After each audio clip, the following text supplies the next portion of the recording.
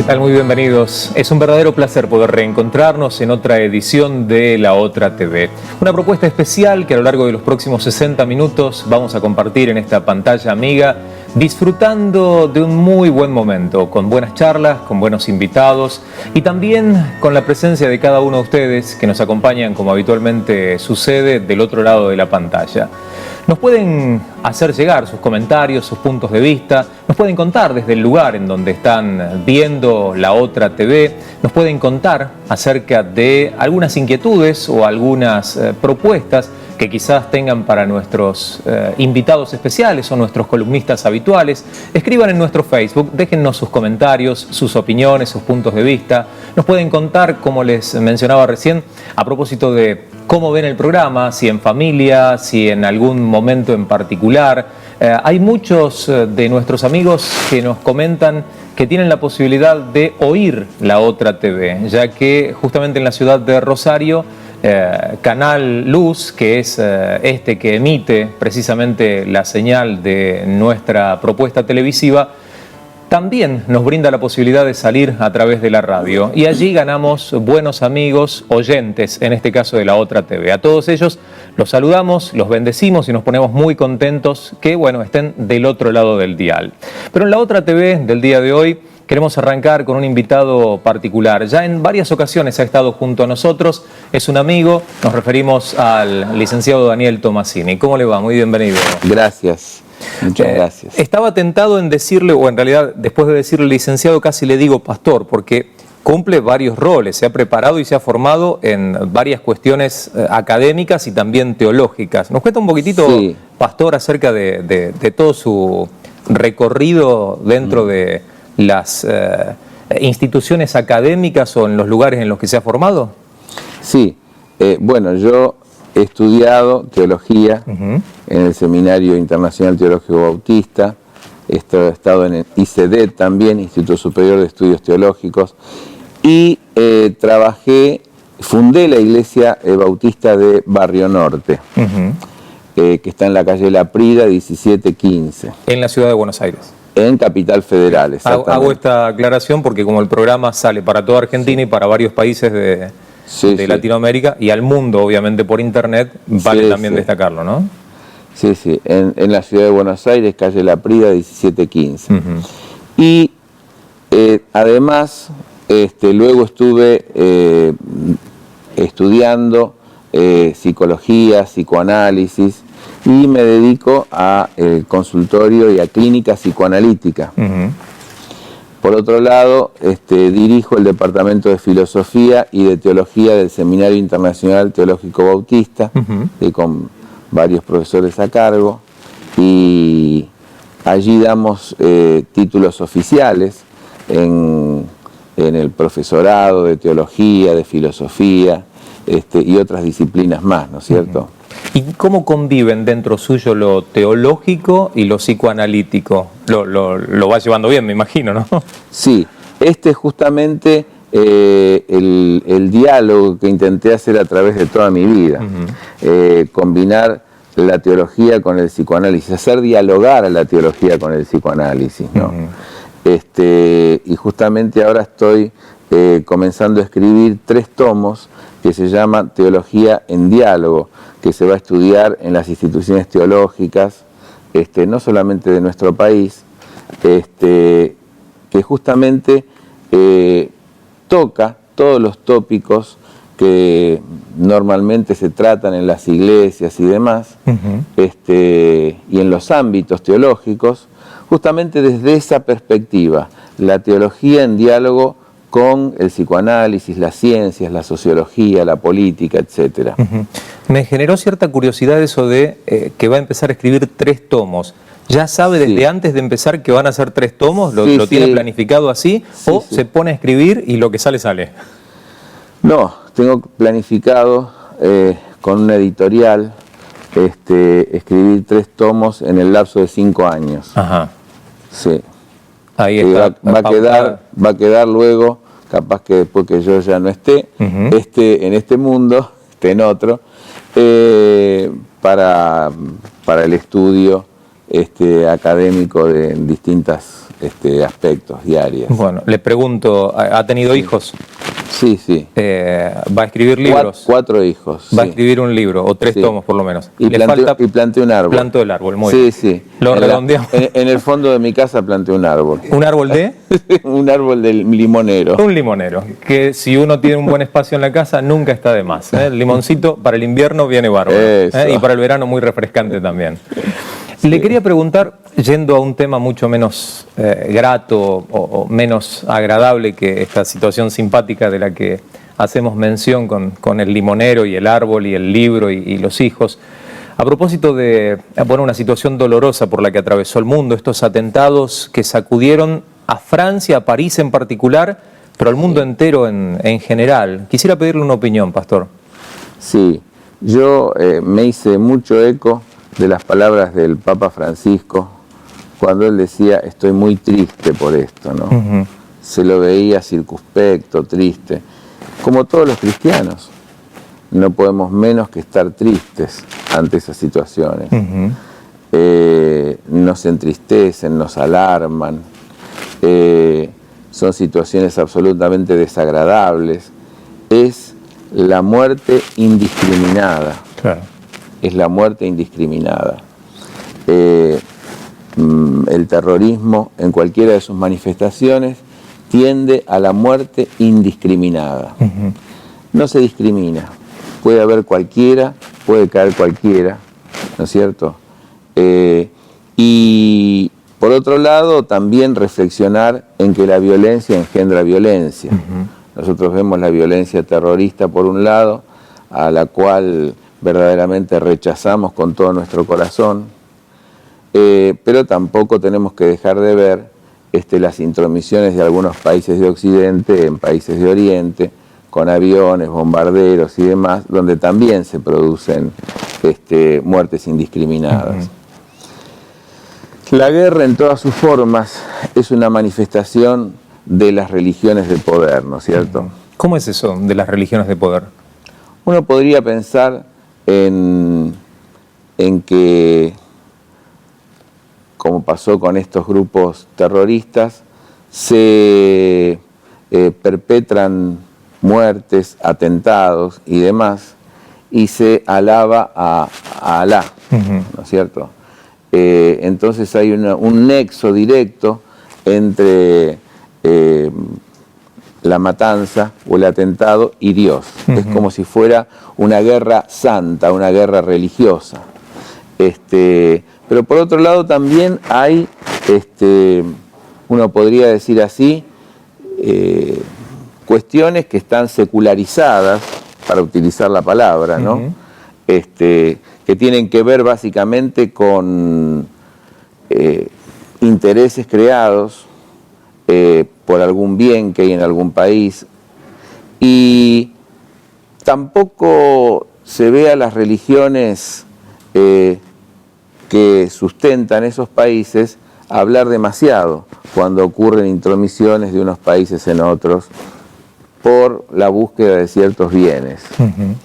Entonces, yo lo que creo es que hay un elemento que es parte de la condición humana, que es la búsqueda del poder, de los intereses creados, y dar la espalda al amor, que es el mensaje fundamental del Evangelio. El mensaje fundamental del Evangelio es el amor. Hay religiones, tanto seculares como religiones no seculares, directamente explícitas, que son religiones del poder, y ellas se contraponen al Evangelio del amor. Una cosa va por una vereda y otra va por otra totalmente opuesta. Una cosa va por una vereda y otra por otra opuesta, exactamente. Siempre en las películas, o por lo menos las que uno veía cuando éramos chicos, ¿no? Las de ahora cambian y los finales son verdaderamente inciertos, pero siempre ganaban los buenos, siempre ganaba el amor, siempre ganaba aquel que estaba del lado del bien. Hoy en el mundo actual da la sensación como que falta bastante, ¿no?, para que los buenos sean los que ganen. Sí, es cierto. Aparte, tenemos que entender que los seres humanos somos buenos y malos a la vez. Y realmente uno ve actitudes que tienen que ver con la detención del poder. Yo creo que el ser humano, para constituirse como humano, se constituye desde lo que llamamos en psicoanálisis un lugar fálico. El primer objeto de amor de un sujeto es la madre. Y la madre es la que lo libidiniza, decimos, ¿no es cierto?, psicoanalíticamente hablando. A ver, es decir, bájemelo un poquito más a tierra sí, para que lo entendamos entre todos. Lo todos. bajamos a tierra. La mamá es la que valoriza como alguien único, ¿no es cierto?, a esa criatura. Y en este sentido lo subjetiviza. Claro. Lo toma como prácticamente su mayor objeto de amor, y para una criatura recién nacido la mamá es prácticamente todo. Y en algún momento de su vida tiene la ilusión de que sin él o sin ella, ¿no es cierto?, la mamá, digamos, no podría sobrevivir. Este vínculo hace que la criatura esté en el centro. Freud hablaba de su majestad el bebé, ¿sí? El bebé está en el centro y tiene que constituirse como centro. Cuando nosotros hablamos de empezamos a construir el tiempo y empezamos a construir el espacio, ¿no es cierto?, ¿cómo lo construimos? Por ejemplo, yo digo arriba y digo arriba mío. Digo abajo mío. A la derecha mío. A la izquierda mío. ¿Y el que queda en el centro? ¿Quién está en el centro? Claro, siempre es uno. Es uno. Ahora, si digo en el futuro, es el futuro a partir de mí. Si digo en el pasado, es el pasado a partir de mí. Y si digo el presente, es el presente a partir de mí. Es decir, ¿qué quiero decir con esto? Un ser humano, un niñito, ¿no es cierto?, se construye afirmándose como el centro del mundo. Ahora, obviamente, el destino humano se alcanza cuando el ser humano sale del centro del mundo. Si el ser humano sigue estando en el centro del mundo, no habría avances científicos, no habría avances tecnológicos, no habría cultura. Claro, todo aquello que te lleve a hacer cosas por los demás, ¿no? Exactamente.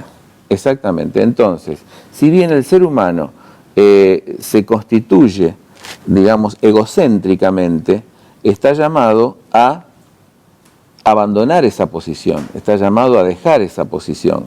Si, por ejemplo, cuando a un nene le nace el hermanito o la hermanita, empieza el pataleo, ¿no es cierto? Claro. Y algún que otro zamarreo. Algunos que otros zamarreo y rivalidades y cosas por el estilo. Pero bueno, esto le hace bien al niño, es decir, el niño en algún momento tiene que caer de ese lugar de centro, tiene que desilusionarse, ¿no? Romper la ilusión o el hechizo de que él es el centro del mundo. Ahora, lo importante es a veces estar en el medio. Cuando los chicos en el colegio primario no pueden ser el mejor del grado, inmediatamente son el peor del grado. ¿Por qué? Porque el mejor y el peor se hacen ver. Claro. El mejor y el peor son los que se destacan. Los que están en el medio, muchos no se destacan. Lo más sano es estar un poquito en el medio. Ahí, ¿no es cierto? La verdad es que el problema es cuando nos vamos haciendo adultos. San Pablo decía, cuando era niño pensaba como niño, actuaba como niño, etc. Pero ahora que soy adulto dejé las cosas que eran de niños, ¿sí? Pero a veces no dejamos las cosas que son de niños.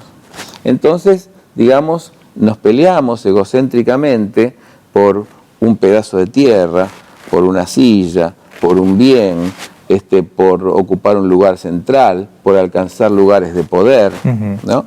Y entonces ahí es donde se complican las cosas, ahí es donde no podemos construir la humanidad que quisiéramos construir, la humanidad que todos anhelamos, ¿no? Usted mencionó en varias oportunidades el tema de las religiones de poder y esta condición del ser humano que nace como centro. ¿Hay una enfermedad de poder? ¿Hay algo que lo lleva al hombre a querer tener, alcanzar, y una vez que alcanza determinada cuota de poder, tratar de hacer todo lo necesario como para retenerla y aumentarla? Lamentablemente, sí. No sé si llamarlo una enfermedad, pero es un hecho real. El tema es un hecho visible, palpable, ¿no es cierto? Que hace a la condición humana. La verdad es que Jesús mismo lo decía: los reyes de esta tierra se hacen llamar bienhechores, ¿no es cierto? Pero en realidad ejercen dominio sobre vosotros. Pero cualquiera de vosotros que quiera ser el primero será como un servidor, alguien que sirve. Jesús mismo trastoca el valor del poder, del dominio, ¿no es cierto?, por el valor del servicio. Es más, cuando en la Biblia se habla de las autoridades, se habla de los gobernantes, se dice que son diáconos. Es una palabra que se utiliza en el ámbito eclesial, claro, en el ámbito de la iglesia. A veces me da la sensación como malentendido, malinterpretada por muchos, considerando que es como un título que me pone un escalón por encima, cuando en realidad, no sé si te pone un escalón por debajo, pero te pone al servicio de los otros, ¿no? Al servicio de los otros. Ni por encima ni por debajo, al servicio de los otros. Nuestra actitud es de servidores. Jesús muy bien lo enseñó a través de una acción simbólica a sus discípulos cuando les lavó los pies, ¿no es cierto? Claro. Y la verdad es que nosotros hasta jugamos a juegos que son competitivos. No sé si conoces el juego de las sillas musicales. El que van sacando una silla a medida que van dando... Ese mismo. Ajá. Perdía todos los tiros, cada vez que jugaba perdía todos los tiros. Pero ¿cómo se compite por eso, no? Porque hay 10 sillas, hay 9 participantes, la música suena... No, al revés. 9 sillas y 10 participantes. 9 sillas y 10 participantes, exactamente. Si no, ahí hubiera ganado. Ahí ganábamos todos. Claro. El problema es ese. Entonces, falta una silla, hay participantes de más, suena la música, deja de sonar y se sientan todos. Alguno pierde. Claro, afuera. ¿No? Sale él, sale la silla.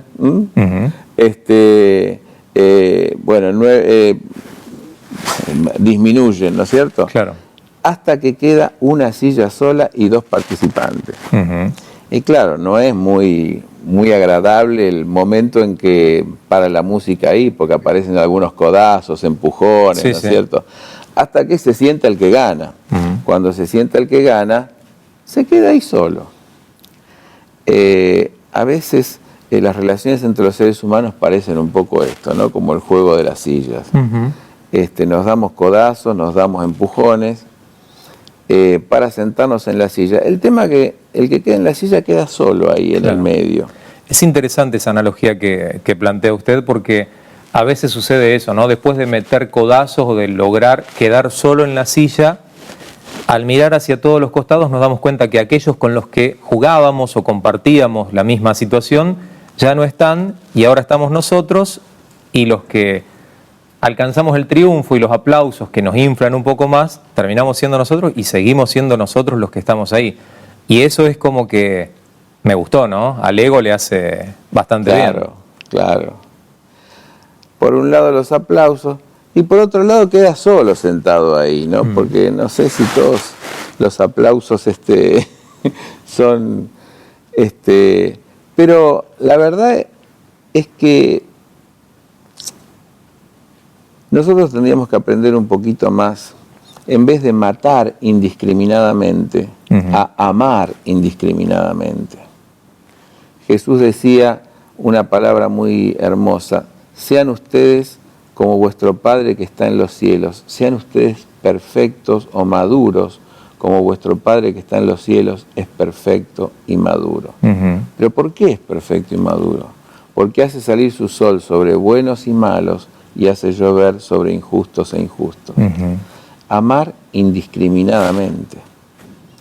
Y este es el lo que se contrapone a matar indiscriminadamente. Claro. ¿Esto es lo que hace diferente al cristianismo del resto de las religiones? ¿Esto es lo que marca la diferencia entre el mensaje que vino a anunciar Jesús como Hijo de Dios y el resto de las otras creencias que actualmente están en el mundo?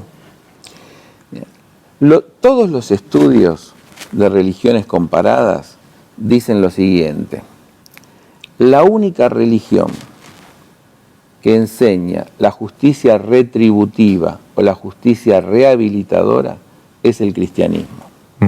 ¿Cómo es esto? ¿Me explica lo de justicia retributiva? Que retribuye. Rehabilitadora. Ajá. Perdón, lo dije mal. Retributiva y rehabilitadora. Sí. La única religión que no enseña la justicia retributiva, sino la justicia rehabilitadora, es el cristianismo. Dicho de otra manera, el cristianismo enseña una justicia que es redentora, que es liberadora, que sana. La justicia y la salvación van juntas. Mientras que las otras religiones de Occidente, el judaísmo y el islamismo, no enseñan exactamente esta justicia rehabilitadora, sino enseñan una justicia retributiva, que quiere decir dar a cada uno lo que se merece. Te portaste bien, tenés un premio; te portaste mal, tenés un castigo. ¿No es cierto? Todavía se cree que los premios y los castigos, o que la ley es absolutamente justa, y que la ley es sagrada y que la ley es santa. Y la ley no es ni sagrada ni santa. La ley lo que hace es poner un coto a la venganza, a esta cuestión que viene del egocentrismo humano, que nos lleva a la venganza, ¿no es cierto? Cuando la ley del talión dice ojo por ojo, diente por diente, es para poner un freno al hecho de que si uno le sacaba un ojo al otro, ¿no es cierto?, el otro lo podía matar. Claro. Entonces la ley dice, no, a ver, vamos a poner un freno. No es así. Te sacaron un ojo, sacale un ojo. Y esto parece que es una cosa justa. No es una cosa justa, es venganza. Claro. Es venganza. Y no es lo mismo justicia que venganza. No es lo mismo justicia que venganza. Justicia es rehabilitar al malhechor. La única religión, el único que ha enseñado el amor al enemigo fue Jesús, ningún otro. Lo distintivo que tiene la ética cristiana en relación a todas las éticas filosóficas o teológicas habidas y por haber, y es la única, es el amor al enemigo. Nadie, en ningún lugar, en ningún tiempo, en ningún momento, enseñó como Jesús tan claramente el amor al enemigo. Y si nosotros los cristianos no lo entendemos, no entendimos nada de lo que es el mensaje de Jesús. Claro. Qué loco, ¿no? Pensar que justamente arrancábamos hablando acerca de los atentados terroristas, y muchos de estos actos terroristas se cometen, como usted lo citó en su momento, en el nombre de Dios, cuando en realidad el propósito de Dios a través de la enseñanza de Cristo justamente es expresar este amor hacia el otro, aún dar su vida por el otro, no quitarle la vida al otro. Exactamente. En la misma palabra dice, nadie tiene mayor amor que que uno que ponga su vida por los demás. Y ese fue Jesús. Eso fue lo que Jesús hizo, ¿no es cierto? Él, a pesar de haber podido generar una revuelta, él, a pesar de haber podido actuar de otra manera, sin embargo, él oró por sus enemigos. Padre, perdónalos porque no saben lo que hacen. Esa actitud de Jesús en la cruz es la actitud que tenemos que tener nosotros los cristianos en todo momento. Y no es una ética para vivirla individualmente, porque a veces se dice, bueno, sí, esto de perdonar al otro es para las relaciones personales. No. Esto tiene que ver con decisiones aún de Estado, decisiones de gobierno, etcétera, ¿no es cierto? se debe tratar de rehabilitar, de buscar la paz, el diálogo, del lado de la justicia, de reclamar los derechos, pero la violencia es un camino que hemos de desechar. Uh-huh. Pensaba en qué diferente sería el mundo que conocemos, aún el mundo que le vamos a dejar a nuestros hijos, a nuestros nietos, si pusiéramos en práctica las enseñanzas de Cristo, ¿no? Si en vez de pensar en maltratar al otro o en aumentar nuestra cuota de poder y alcanzar nosotros protagonismo, le diéramos protagonismo al otro y pensáramos justamente en hacer el bien al otro, o cuando menos en perdonar y no hacerle el mal al otro. Con tan solo no hacerle el mal al otro ya la situación cambiaría abismalmente, ¿no? Si uno soñara cosas que pudieran llegar a transformar el mundo actual, ¿no? Exactamente, así es. No hacerle el mal y hacerle el bien. Claro.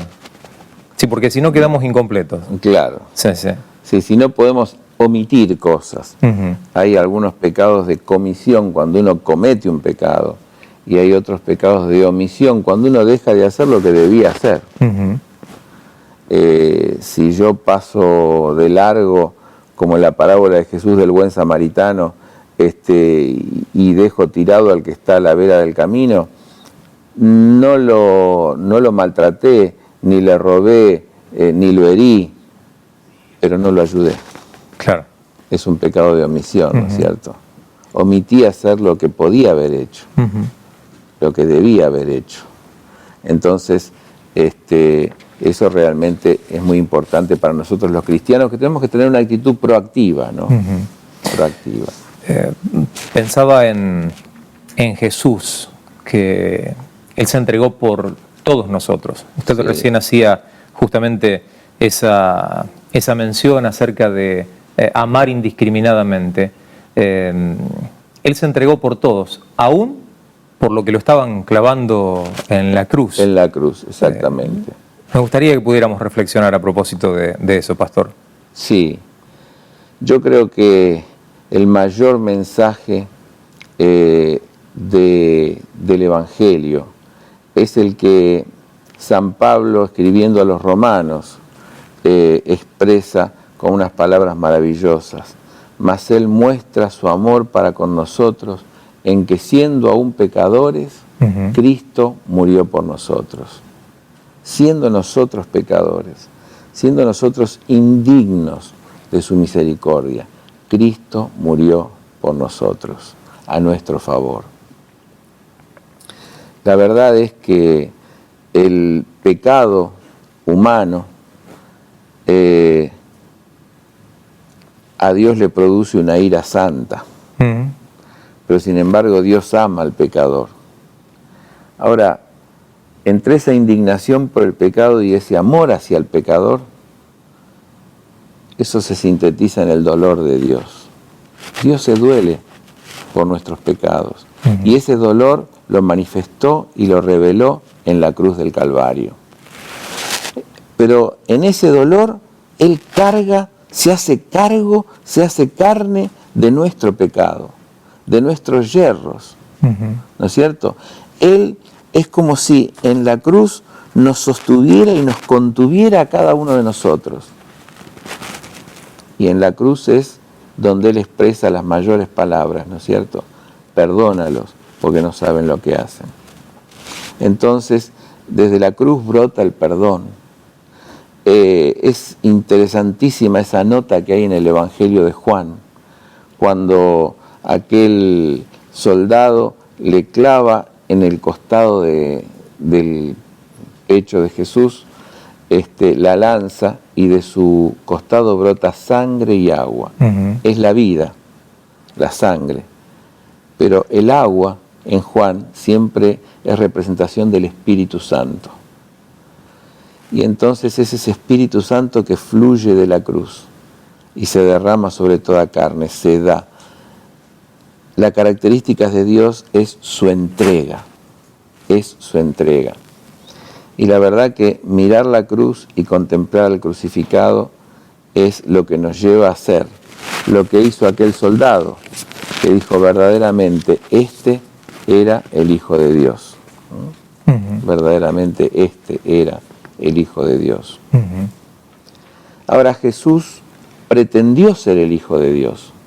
¿Te acordás la pregunta que le hizo el sumo sacerdote a Jesús cuando lo estaban juzgando? Si él era el Hijo de Dios. Si él era el Hijo de Dios. ¿Y qué le contestó Jesús? Sí, lo soy. Jesús tuvo una pretensión que no tuvieron otros seres humanos. Ese hombre singular tuvo una pretensión que no tuvieron otros seres humanos. ¿Cuál fue? Ser el Hijo de Dios, ser el Mesías. Ahora, muere en la cruz. Y parece entonces que esa pretensión carece de todo sentido. Pretendía ser el Hijo de Dios y muere en la noche del Gólgota. Y parece entonces que se destruyen, ¿no es cierto?, y fracasan todas las aspiraciones humanas. Sin embargo, ¿qué ocurre? Dios lo resucitó. Él resucitó. El Espíritu Santo lo resucitó. Inesperadamente, insospechadamente, Dios lo resucitó. Y cuando lo resucitó, confirmó esa pretensión. Verdaderamente, Él era el Hijo de Dios. Por eso dice el apóstol Pablo, fue declarado Hijo de Dios con poder en la resurrección de los muertos. ¿Qué nos dice esto? La única vida que triunfa, la única vida que realmente es eterna, ha sido la vida del Señor Jesucristo. Sus pretensiones eran verdaderamente ciertas, reales. Y si nosotros estamos en Él y Él está en nosotros, y si nosotros lo seguimos, tendremos vida eterna. Pensaba mientras escuchaba atentamente las palabras del pastor, ¿cuántos de nuestros televidentes quizás necesitan hoy experimentar, recibir de ese amor de Dios? ¿Cuántos a lo mejor, habiendo estado alejados, escucharon hoy hablar nuevamente acerca de ese amor y sintieron que verdaderamente vale la pena estar abrazados por esos brazos de amor, de bondad, de bendición que Dios tiene para cada uno de nosotros? Me gustaría, pastor, antes de despedirlo, invitarlo para que pudiera orar por los televidentes, por aquellos que quizá desde hace algún tiempo están apartados del camino del Señor, aún por aquellos que quizás están con alguna enfermedad o algún problema. Si nos pudiera guiar en una oración para bendecir a nuestros amigos que están del otro lado de la pantalla. El texto de Isaías dice, y por sus llagas fuimos nosotros curados. Es tan importante ver que Jesús con sus brazos extendidos nos llama a todos a ir a Él, a encontrar en Él el perdón de los pecados, a encontrar en Él la vida eterna. Yo quisiera que oremos. Dios y Padre que estás en los cielos, yo quiero orar en este momento por cada persona, hombre o mujer, que está viendo este programa. Quisiera orar para que ellos puedan abrir su corazón y su vida en fe al Señor Jesucristo, el Señor de señores y el Rey de reyes, el único que resucitó de entre los muertos, el único capaz de darnos la vida que viene de ti. Yo quisiera, Señor, que cada uno de los que está mirando este programa sienta que los brazos de Jesús lo abrazan para darle nueva vida, para darle el perdón de los pecados, para, Señor, transformar sus corazones, transformar sus vidas y que ellos puedan seguirte y al seguirte puedan experimentar la plenitud de la vida. Oro por esas personas que no conozco, pero que tú conoces. Oro por aquellas personas que tú amas, que tú has creado, que tú has conocido desde antes de la fundación del mundo, pero que tú, Señor, en tu poder y en tu gracia, has muerto por cada una de ellas para darles vida eterna, que puedan recibir, que reciban esa vida en este momento. Señor, en el momento que escuchan, en el momento que se hacen eco y aceptan esta oración, que puedan recibir la vida que viene de tu trono. Señor, bendice en esta hora, salva y da vida eterna a muchos que estén escuchando este programa. Lo pido en el nombre de Jesús. Amén, amén. Y amén. Amén. Mi amigo, usted que ha hecho esta oración, que nos ha acompañado durante este tiempo, lo invitamos para que se ponga en contacto a través de nuestro Facebook, para que nos cuente su experiencia, su testimonio, la forma en la que Dios ha estado obrando o seguramente obrará a través suyo en su propio corazón, en su familia. Cuéntenos, háganos saber de usted, menciónenos a propósito de esto tan maravilloso que tiene que ver con la relación con nuestro Padre. Daniel, le agradecemos mucho su visita en el programa de hoy. Muchísimas gracias, que Dios te bendiga mucho, y adelante. Muy bien, muchas gracias. Nosotros tenemos mucho más en el programa de hoy, estamos haciendo La Otra TV, no se muevan, ya seguimos.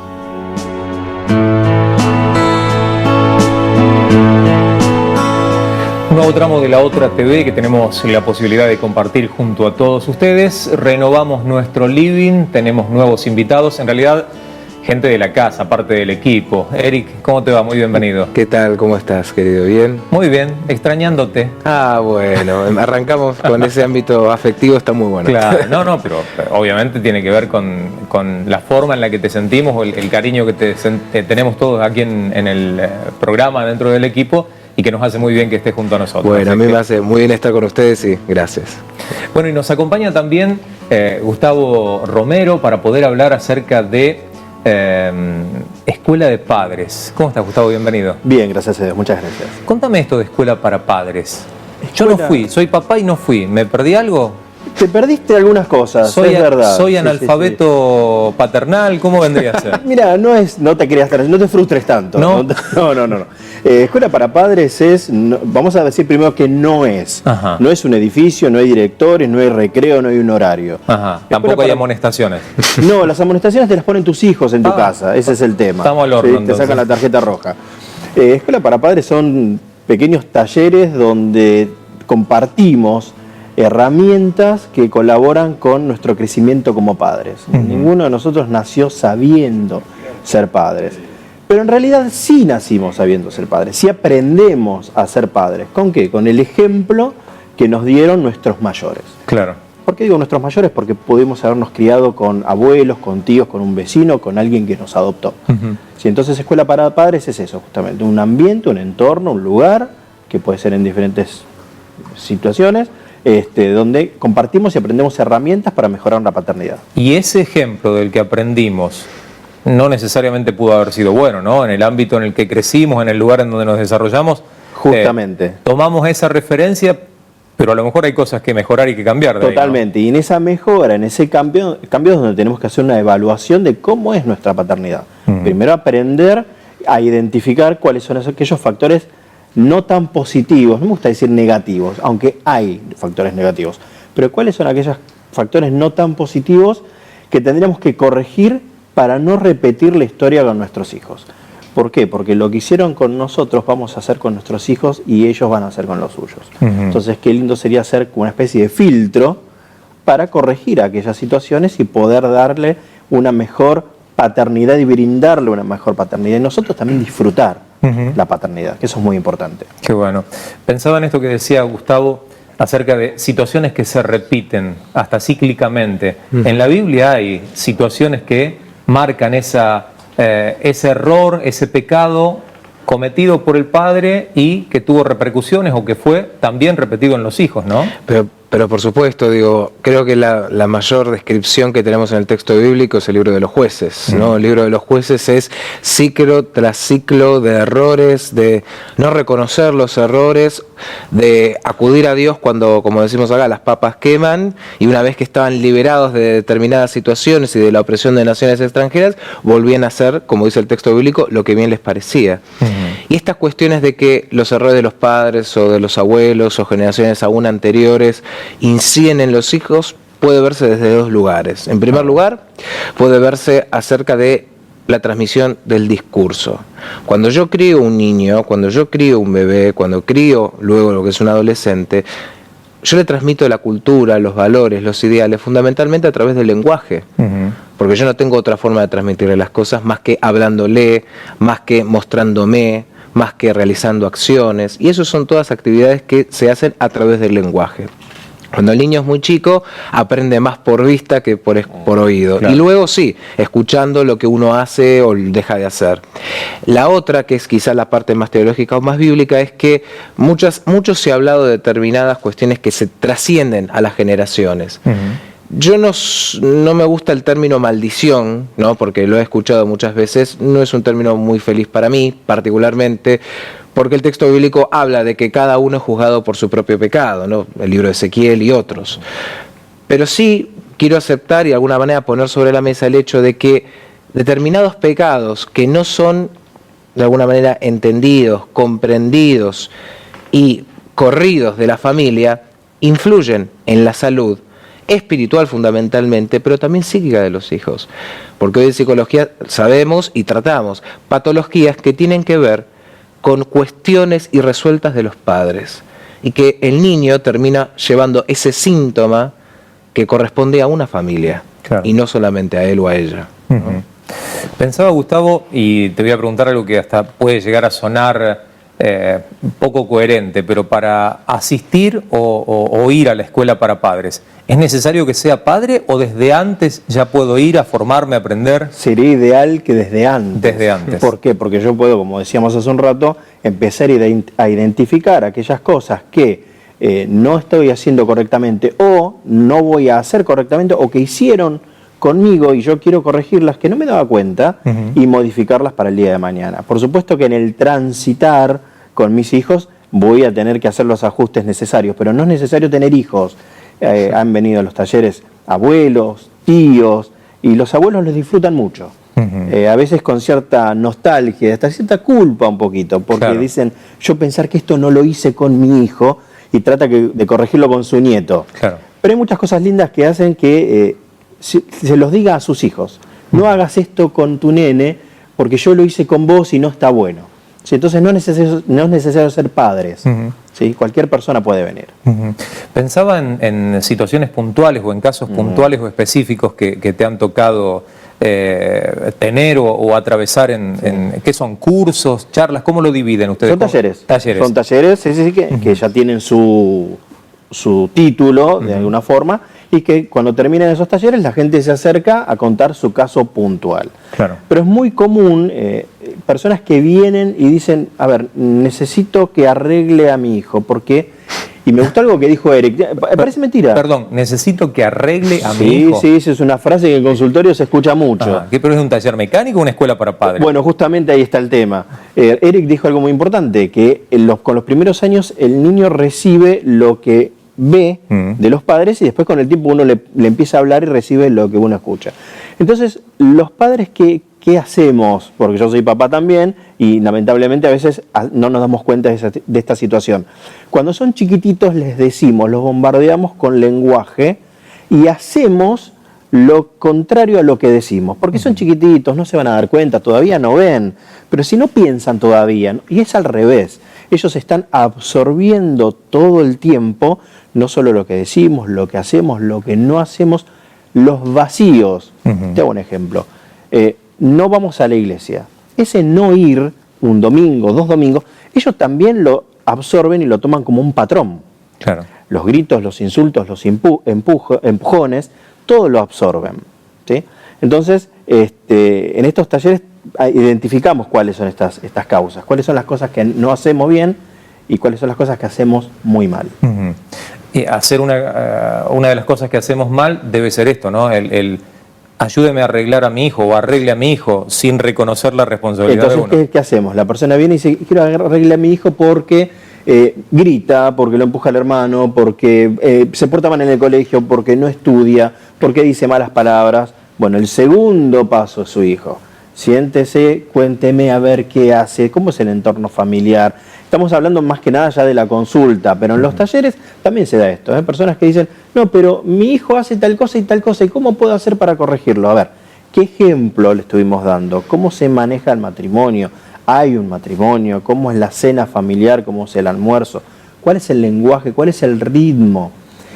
Autoridad, sacrificio, tiempo y relación con Dios. Son los 4 pilares que nosotros manejamos en las escuelas para padres. A ver, repetímelos despacio. Autoridad, sacrificio, tiempo y relación con Dios. Entonces, mediante estos 4 pilares vamos viendo cuáles son las patas que están un poquito más flojas, en qué estamos no haciendo las cosas bien. Y después, si querés, te cuento qué trata cada uno de estos pilares. Sí, me encantaría que pudiéramos profundizar, porque me quedé pensando en cuál estaba fallando yo, de los 4 que... O sea que de esto se trata, de que la gente reflexione justamente. O sea que me quedaba pensando en estos pilares que vos dijiste y tomo uno de los primeros, ¿no? La que es la autoridad. Y vos sabés que cuando uno escucha entre padres y entre círculos, incluso entre pacientes, la palabra autoridad, sobre todo teniendo en cuenta la historia de la Argentina, causa un poco de escozor y de picazón. Porque autoridad obviamente se relaciona a determinados hechos históricos y puntuales que se han vivenciado a lo largo de nuestra historia y que no se tienden a recordar, a veces se tienden a olvidar. Gran problema. Pero bueno, en los últimos años hubo un auge de recuerdo y también de la conmemoración de determinadas cosas para que no vuelva a suceder, ¿no? Hablo de la dictadura y demás. Sí. Pero ¿qué es lo que vemos en el concepto de autoridad? Que hoy en día está mal implementado. Vos tenés 2 polos. Vos tenés aquellos que piensan la autoridad como el autoritarismo, entonces el paradigma de padre con autoridad es el padre que grita, que ordena, que niega sin justificar por qué niega, sin explicación, y que quiere imponerse asimétricamente a sus hijos desde un lugar totalmente incoherente, no sano, no bueno, no didáctico. Por el otro lado tenés estos que no les gusta la palabra autoridad.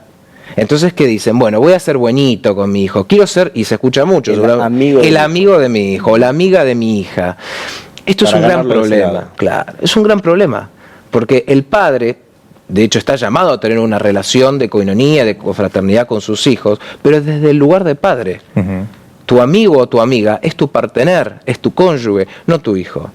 Entonces, está llamado a entenderlo, a ayudarlo, pero desde el lugar de papá o de mamá. Cuando se mezclan las cosas, al chico o a la chica se le mezclan las cosas. Entonces, algo que debería ser diferente se vuelve lo mismo, entonces vale todo. Ahora, cuando uno va al texto bíblico, uno ve el ejemplo de mayor precisión en la autoridad que Jesús tenía. Jesús no era autoritario, Jesús no ordenaba, Jesús no indicaba, sí enseñaba, exhortaba, indicaba, pero desde un lugar de amor y de compasión. Pero tampoco Jesús era indulgente.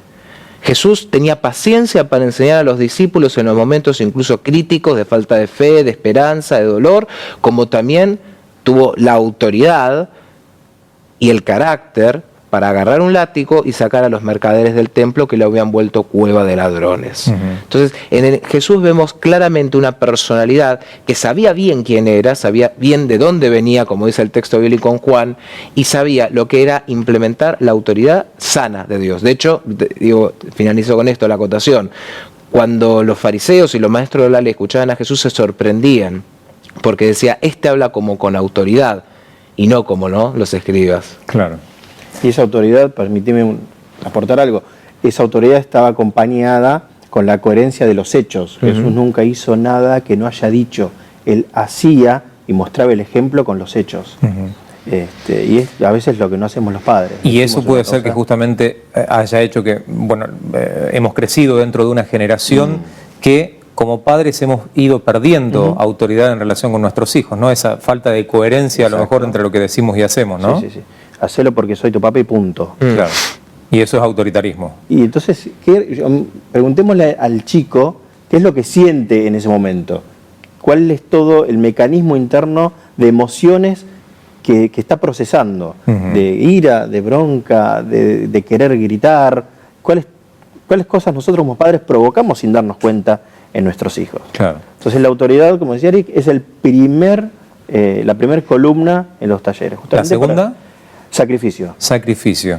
Que ser padres es muy lindo, es precioso, es lo más lindo. De hecho, Dios es nuestro Padre, y claro, si Dios es Padre, si Dios eligió la paternidad, por así decirlo, debe ser algo hermoso, algo precioso. Y ser padre es muy lindo, pero no solamente es el hecho de tener en brazos un cachorro humano, de parir un cachorro humano, sino de todo el proceso que sigue y que continúa de ser ejemplo. No tenemos que ser simplemente por ser, sino que ya tenemos que ser porque alguien nos está mirando. Claro. Alguien nos está observando continuamente. Alguien está viendo qué hacemos y qué no hacemos. Entonces por eso decimos sacrificio. ¿Por qué? Porque hay muchas cosas que a veces, y los que se ponen de novio y proyectan una familia, tienen que ponerse a pensar que hay sacrificios naturales, hay sacrificios comunes, que a veces se lo dices desde la broma, desde el chiste, pero son reales. El bebé llora a la noche y uno de los dos se va a tener que despertar y levantar con el fresco de la noche a atenderlo. Vos decís, claro, bueno, pero eso es algo normal y común. Pero también genera resentimiento en la pareja. No, yo me levanté 3 veces. No, te toca a vos. No, te toca a vos. Es sacrificio. Es sacrificio en lo económico también. Una carrera universitaria, estás estudiando y quisiste tener un hijo en el medio y continúa la carrera, no continúa la carrera. Autoridad, sacrificio. Tiempo es la otra columna. Hay que dedicarle tiempo. Hay que jugar con los chicos. Y no el jugar de la Play, no el jugar del teléfono celular. Hay que tirarse en el suelo a jugar con nuestros hijos, a hablar el lenguaje que ellos hablan, a ponernos un poquito como dice la Biblia, ¿no? Que seamos como niños, a que ellos nos enseñen qué es lo que están sintiendo, qué es lo que están necesitando. El juego tiene algo muy lindo, que es te abre el camino para que el chico pueda hablar y dialogar y pueda demostrarnos y decirnos lo que siente y lo que le está pasando. Es como que cuando uno, y esto lo he experimentado, por supuesto, todo lo que decimos en los talleres, tratamos de ponerlo y aplicarlo, ¿no? Claro. Cuando uno juega con el nene, se tira en el piso, se pone en su lugar y juega lo que el chico quiere, es como que ellos bajan una barrera y nos empiezan a ver como alguien en los que pueden confiar, en los que pueden hablar, que pueden contarnos. Sin nunca dejar de ser padre, porque si no ya ahí nos ponemos en el rol de amigo, que juega el mismo juego que el... Exactamente, ¿no? Es una relación amistosa, no de amigo, pero yo estoy compartiendo el juego donde puedo enseñarle, por ejemplo, que si yo pierdo, no me frustro, o sea, me puedo frustrar, claro, pero ¿cómo manifiesto esa frustración? Yo me levanto, grito, rompo todo, ¿qué ejemplo le estoy dando? Entonces, enseñarle que, ay, bueno, perdí, qué macana, la verdad es que estoy triste, qué feo, pero bueno, lo voy a intentar de nuevo. Eso el chico está observando, el chico está aprendiendo y va a reaccionar de la misma manera. Entonces, en el juego, nosotros ya le estamos enseñando y muchísimas cosas más de las que creemos.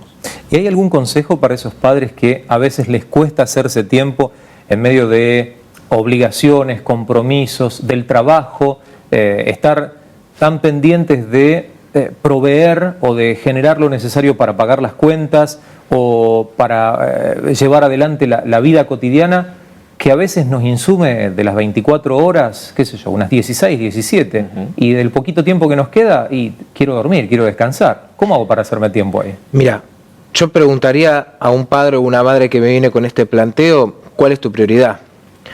Cuando me dice cuál es tu prioridad, uno escucha diferentes respuestas. Algunos te dicen el hombre, ¿no?, con el paradigma patriarcal machista que nos caracteriza, la cultura occidental, y yo tengo que proveer, ¿no?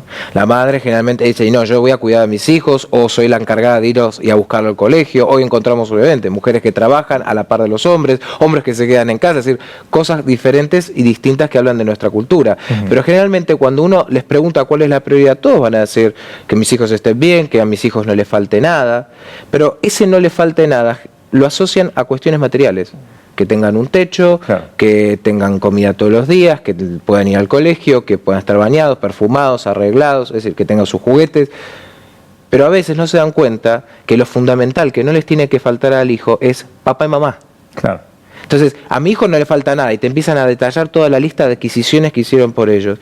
¿Y dónde está la mamá? Yo a veces les hago la pregunta a las madres. ¿Y dónde está papá en esa lista? Y se quedan. Porque no lo nombraron. Claro. Y él dice, no, papá está trabajando, o mamá tiene que trabajar. Y yo le digo, ¿y el nene o la nena cómo puede acceder a esa verdad que vos con 35, 40, 50 años la tenés clara? Entonces, en esto de, bueno, pero se queda con una chica, ¿no?, que es usual, o se queda con alguien que los cuida, o se queda con la abuela, es lo mismo y no es lo mismo. Es lo mismo porque lo está cuidando y creemos que lo cuida bien, pero no es lo mismo que el contacto con sus padres. Claro. Entonces, todas esas cosas son formativas y los primeros 5 años de vida son esenciales para el desarrollo psíquico de un niño. Después uno puede agregar, pero esos 5 años son fundamentales y después de eso hay algunas cosas que ya no se pueden tocar. Brevemente, Gustavo, porque estamos llegando al final del programa, la última columna. La más importante, relación con Dios. Pero no es solamente mi relación con Dios como papá, sino acompañar, enseñar y encaminar a mi hijo a que tenga su propia experiencia con Cristo. ¿A qué me refiero? No orar por ellos solamente, orar con mi esposa o con mi esposo por mis hijos, pero incluir a mis hijos en la oración, enseñarles a orar, enseñarles que más allá de las herramientas que ellos tengan desde lo humano y desde lo cognitivo, para el día de mañana tienen la herramienta más importante que es Cristo, porque mamá y papá van a faltar, el día de mañana no van a estar, pero ellos esos valores que adquirieron lo van a demostrar también en su encuentro con Cristo. Llevar mi casa a Cristo como autoridad, pero también enseñarles a ellos a incluirse en la oración, desde chiquititos, desde bebés, hasta te diría desde la panza, orar por ellos y con ellos. Y también en la cena familiar, orar y que ellos toman participación activa en esta oración. Que sean ellos los que oren. Que sean ellos los que oren, que sean ellos los que lean la Biblia, contarles cuentos, contarles historias de la Biblia, llevarle todo un viaje cuando uno de vacaciones, decirle, todo esto es creación de Dios para nosotros, para que podamos disfrutar. A eso nos referimos, acompañarlo y en la relación con Dios, que ellos tengan un encuentro con Cristo en todo momento. Y obviamente a enseñarles o a transmitirles a que ellos aprendan a experimentar y a vivir y a entender esa relación de hijos Padre Celestial, que nosotros como padre obviamente entendimos y asumimos, ¿no? Pero que ellos tienen que internalizar y aplicar en sus propias vidas, ¿no? Seguro, es así. Una vez que uno logra que cada una de esas cuatro patas tenga un equilibrio, una proporción, más o menos ahí se recibe de padre. Nunca nos recibimos, nunca, hoy siendo abuelos seguimos siendo padres. Qué bueno. Hoy hemos tenido un programa realmente interesante, la hemos pasado bien. Te quiero preguntar, Gustavo, antes de terminar, ¿cómo la gente se puede poner en contacto con esta escuela para padres? ¿Cómo pueden adquirir o tener mayor información? Seguro. Contanos. 2 contactos de internet, la página causadevida.com y la página palabrasdedios.com. Ahí están todos los teléfonos, los mails, los horarios y los días de los talleres. Que vamos al lugar donde la gente necesita. No necesitan venir a un edificio. Armamos un grupo, se arma un grupo y nosotros vamos para allá. Ahí estamos. Te agradecemos mucho. Por favor, gracias a ustedes. Eric, muchísimas gracias por acompañarnos. Hasta la próxima. Nosotros les agradecemos enormemente a ustedes por la compañía. Una propuesta especial de La Otra TV fue la que llevamos adelante. La invitación de siempre, escríbanos a nuestro Facebook, póngase en contacto con el programa. Agradecemos a todos aquellos que le ponen me gusta a las diferentes imágenes, fotografías, resúmenes del programa que habitualmente subimos a nuestra página. Muchísimas gracias, nos encontramos en la próxima. Dios los bendiga.